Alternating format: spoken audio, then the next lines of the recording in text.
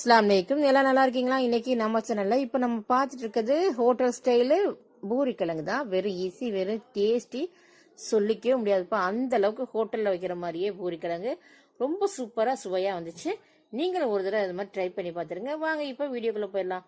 First குக்கர்ல நான் உருளைக்கிழங்கை போட்டு வேக வச்சு வச்சிருக்கேன் 1/2 கிலோ போல. அதுக்கு தேவையான பொருட்களை நம்ம இப்போ சொல்லிடலாம். கடுகு, கடலைப்பருப்பு, பச்சை மிளகா, கருவேப்பிலை, வெங்காயம் தேவையான அளவுக்கு கொஞ்சம் நிறையா தான் இதுக்கு தேவைப்படும். அதனால போட்டு நல்லா எல்லாத்தையும் எண்ணெய் ஊற்றி ஒரு சட்டியில் நல்லா வதக்கிடுங்க. வதக்கிட்டு அதுக்கப்புறம் மஞ்சத்தூள் சேர்த்துங்க, உப்பு சேர்த்துக்குங்க. அதையும் வதங்கி வந்த பிறகு அதுக்கப்புறம் நம்ம வேக வச்சிருக்க உருளைக்கிழங்கையும் சேர்த்துடணும். சேர்த்துட்டு அது பிறகு அதுலேயே தண்ணி ஊற்றிட்டு தேவையான அளவுக்கு தண்ணி ஊற்றிடுங்க. தண்ணி ஊற்றிட்டு அப்படியே மூடி வச்சிருங்க.